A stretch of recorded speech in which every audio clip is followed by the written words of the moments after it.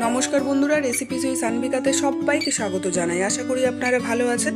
আজকে আবারও চলে এসে দারুণ একটি রেসিপি আপনাদের সাথে শেয়ার করব বলে। আজকে যে রেসিপিটি আপনাদেরকে করে দেখাবো সেটা হলো বেগুন আলু দিয়ে খোকা ইলিশ মাছের ঝোল, যেটা গরম ভাতের সাথে কিন্তু দারুণ লাগে খেতে। রেসিপিটা খুবই সহজ। আসুন তাহলে রেসিপিটি শুরু করি। প্রথমে এখানে আমি দুটো আলু আর তিনটে বেগুন নিয়ে নিয়েছি। এগুলোকে আমি লম্বা করে কেটে নেব। খুব সুন্দর লাগে খেতে।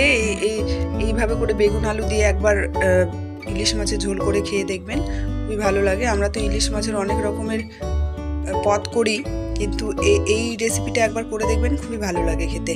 আর এটা গরম ভাতের সাথে খুবই ভালো লাগে। তো বেগুনগুলোকে এরকম করে আমি কেটে নিচ্ছি।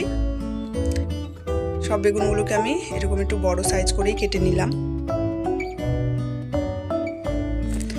আমার রেসিপিগুলো আপনাদের কেমন লাগে অবশ্যই জানাবেন কমেন্টে। যদি নতুন কোনো রেসিপি দেখতে চান সেটাও আমাকে কমেন্টে জানাবেন, আমি অবশ্যই চেষ্টা করব সেই রেসিপিগুলো দেওয়ার। বেগুনগুলো আমার কাটা হয়ে গেছে, এটাকে জলে ভিজিয়ে রাখবো।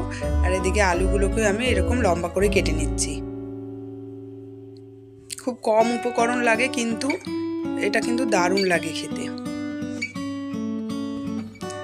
আমি আলুগুলোকেও লম্বা করে কেটে নিলাম, এটাকে ধুয়ে নেব। এবার ইলিশ মাছ নিয়েছি, ছোট ইলিশ, এটাকে আমরা এখানে খোকা ইলিশ বলি। তো এগুলো কেটে নিয়ে পরিষ্কার করে ধুয়ে নিয়েছি। তার মধ্যে হলুদ নুন মাখিয়ে মাছটাকে আমি ভেজে নেব। মাছগুলো হলুদ নুন মাখানো হয়ে গেছে। এবার কড়াইয়ে তেল গরম করে প্রথমে আমি বেগুনটাকে ভেজে নেব। বেগুনটাকে একটু লাল করে ভেজে নিতে হবে। বেগুনের মধ্যে আমি একটু হলুদ একটু নুন দিয়ে দিলাম।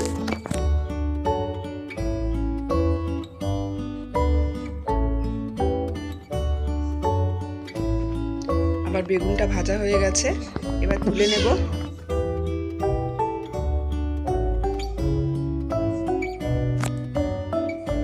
তারপরে ওই তেলের মধ্যে আমি দিয়ে দিলাম লম্বা করে কেটে রেখেছিলাম আলুও দিয়ে দিলাম। আলুটাকেও আমি লাল করে ভেজে নিলাম, এটাকেও তুলে রাখবো। তারপরে ওই তেলের মধ্যে আমি মাছগুলোকে ভেজে নেব। খুব সুন্দর লাগে এরকম করে একবার পাতলা ঝোল বেগুন আলু দিয়ে ইলিশ মাছের পাতলা ঝোল করে দেখবেন, খুব সুন্দর লাগে খেতে। মাছগুলো আমার ভাজা হয়ে গেছে, এগুলোকেও তুলে নিচ্ছি।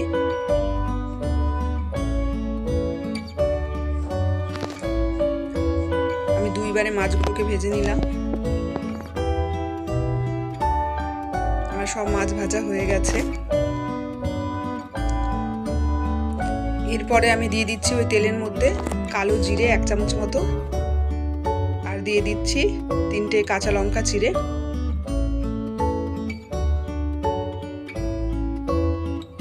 তারপরে আমি ওটার মধ্যে দিয়ে দিলাম জিরে আর শুকনো লঙ্কা বাটা দিয়ে মশলাটাকে একটু কষিয়ে নিতে হবে 2-3 মিনিট। তারপরে দিয়ে দিলাম আমি হলুদ আর নুন পরিমাণ মতো, এটাকে দিয়েও 2 মিনিট মতো ভালো করে কষিয়ে নিতে হবে। তারপরে একটু মশলার জল দিয়ে দিলাম। এরপরে আলুটাকে প্রথমে দিয়ে দিচ্ছি, কারণ আলুটা সেদ্ধ হতে একটু টাইম লাগে। আর এখানে আমার আলুটা ভাজা আছে, তবুও আলুটাকে আমি আগে দিয়ে মশলার সাথে একটু কষিয়ে নিচ্ছি। ঢাকা দিয়ে রেখে দিলাম 2 মিনিট মতো। আলুটা কিন্তু প্রায় আমার সেদ্ধ হয়ে গেছে। এরপরে আমি জল দিয়ে দেব, পরিমাণ মতো জল দিয়ে দেব। যতটুকু আমার ঝোলের জল লাগবে সেই পরিমাণ জল দিয়ে দিলাম আমি। এরপরে ভাজা মাছগুলো আর ভাজা বেগুনগুলো দিয়ে দেব। খুব কম সময় লাগে রান্নাটা হতে। শুধু বেগুন ভাজা আলু ভাজা মাছ ভাজতে যা টাইম লাগে, বাকি রান্নাটা করতে কিন্তু খুবই কম সময় লাগে। আর খুব কম মশলা লাগে, উপকরণ লাগে, আর খেতে কিন্তু দুর্দান্ত লাগে। আপনারা অবশ্যই এই রেসিপিটা একবার হলেও ট্রাই করবেন। আমার এই ভিডিওটি যদি আপনাদের ভালো লেগে থাকে প্লিজ লাইক শেয়ার করবেন, কমেন্ট করবেন, আমার পাশে থাকবেন। আমি 2 মিনিট মতো আবারও ঢেকে রেখেছিলাম। আমার কিন্তু এখানে মাছ রেডি হয়ে গেছে, সার্ভ করে দেব।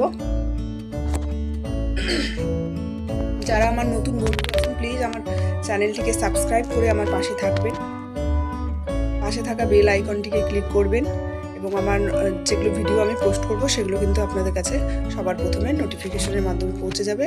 তো এতক্ষণ আপনারা ধৈর্য ধরে ভিডিওটি দেখলেন তার জন্য অনেক অনেক ধন্যবাদ। ভালো থাকবেন।